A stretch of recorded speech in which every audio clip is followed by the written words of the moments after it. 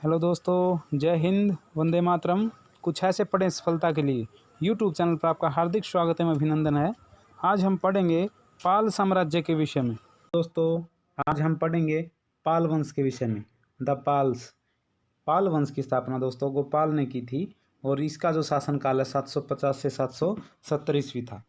पाल वंश का संस्थापक गोपाल था और यह बौद्ध धर्म का अनुयायी था। दोस्तों, पाल वंश के सभी शासक बौद्ध धर्म के अनुयायी थे। गोपाल ने ओदंतपुरी, जिसे आप आधुनिक बिहार शरीफ भी बोल सकते हैं, वहाँ पर एक मठ का निर्माण करवाया जो बाद में विश्वविद्यालय बन गया। और पाल वंश की जो राजधानी है दोस्तों वह मुंगेर थी। क्या राजधानी थी दोस्तों?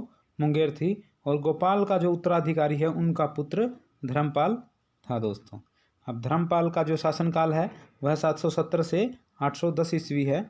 और इन्होंने उपाधियां धारण की दोस्तों, वो इस प्रकार हैं: परमेश्वर की, परम भट्टारक की एवं महाराजाधिराज की उपाधि इन्होंने धारण की। धर्मपाल ने विक्रमशिला विश्वविद्यालय का निर्माण भी करवाया। दोस्तों, धर्मपाल ने विक्रमशिला विश्वविद्यालय की स्थापना की थी। और सोमपुर महाविहार का निर्माण भी धर्मपाल ने ही करवाया था। और 11वीं सदी के गुजराती कवि सोडठल ने, किस कवि ने दोस्तों? गुजराती कवि 11वीं सदी के सोडठल ने धर्मपाल को उत्तरापथ स्वामी की उपाधि से संबोधित किया, यानी उत्तरापथ स्वामी की उपाधि से इनको नवाजा था। तो धर्मपाल ने कनौज के शासक इंद्रायुध को हरा करके, परास्त करके चक्रायुध को कन्नौज की राजगद्दी पर बैठा दिया था और वो इनके अधीन था चक्रायुध। धर्मपाल को नागभट्ट द्वितीय, परंतु क्या होता है, जो धर्मपाल को नागभट्ट द्वितीय एवं नागभट्ट द्वितीय और राष्ट्रकूट जो नरेश था ध्रुव से पराजित होना पड़ा था। ये उनसे हार गए थे दोस्तों। और धर्मपाल ने नालंदा विश्वविद्यालय के खर्चे हेतु, नालंदा विश्वविद्यालय की स्थापना कुमारगुप्त ने की थी दोस्तों, तो उसी के खर्चे हेतु 200 गांव दान में दे दिए थे धर्मपाल ने। ये बौद्ध धर्म के अनुयायी थे।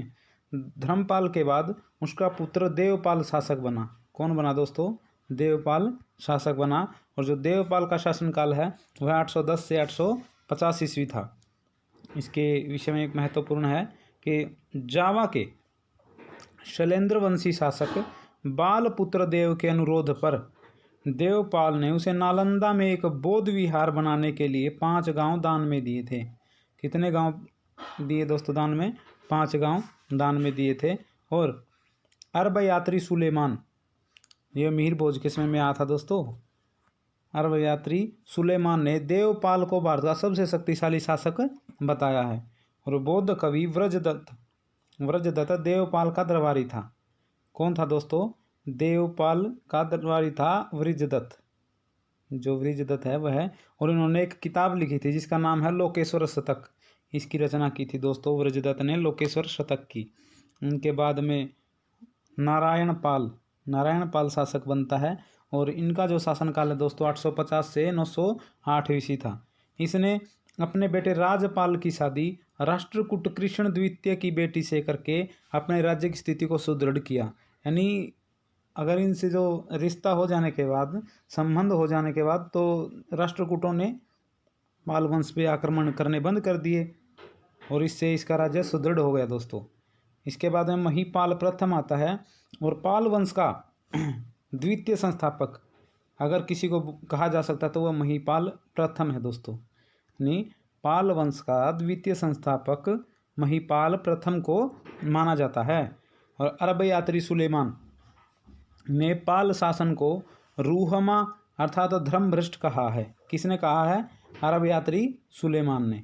और महीपाल के समय चोल शासक जो राजेंद्र चोल या राजेंद्र प्रथम भी कह सकते हैं, उन्होंने गंगा का अभियान किया था। किसके समय किया था? महीपाल प्रथम के समय राजेंद्र चोल ने किया था दोस्तों, 1022 ईस्वी के समथिंग या इसी में किया था। तो मदन पाल है दोस्तों, यह पाल वंश का अंतिम शासक था। तो ये है पाल वंश के विषय में कि इसकी स्थापना गोपाल ने की थी दोस्तों। और 750 से 770 इनका शासनकाल था। बौद्ध धर्म के अनुयायी थे। इन्होंने ओदंतपुरी में आधुनिक बिहार शरीफ में मठ का निर्माण करवाया जो विश्वविद्यालय बन गया बाद में। और इनकी राजधानी पूछ ली जाती है कई बार एग्जाम में, तो पाल जो वंश है उनकी राजधानी मुंगेर थी दोस्तों। और इसका जो उत्तराधिकारी वह धर्मपाल था। धर्मपाल ने परमेश्वर परम भट्टारक और महाराजा धीराज की उपाधि धारण की, और उसने विक्रमशिला विश्वविद्यालय का निर्माण करवाया था। सोमपुर महाविहार निर्माण भी करवाया था धर्मपाल ने। और जो गुजराती कवि है सोठल ने इसको उत्तरा स्वामी की उपाधि से नवाजा है धर्मपाल को। और धर्मपाल को हालांकि नागभट्ट द्वितीय और राष्ट्रकूट नरेश ध्रुव से पराजित होना पड़ा था दोस्तों। और इसके बाद में दोस्तों देवपाल आते हैं। इन्होंने नालंदा में एक बौद्ध विहार बनवाने के लिए 5 गांव दान में दे दिए थे जावा के जो नरेश शैलेंद्र शासक वासुदेव देव को दोस्तों। इसके बाद में हमने पढ़ा था अरब यात्री सुलेमान है, उसने देवपाल को भारत का सबसे शक्तिशाली शासक बताया था। और जो देवपाल के एक दरबारी था वज्रदत्त, उसने एक बुक लिखी है दोस्तों लोकेश्वर शतक, ये महत्वपूर्ण है। और फिर आते हैं नारायण पाल, 850 से 908 ईस्वी का शासनकाल था। और इन्होंने अपने बेटे राजपाल की शादी राष्ट्रकूट कृष्ण द्वितीय की बेटी से कर दी थी। तो इस प्रकार इनके राज्य को सुदृढ़ता मिलती है।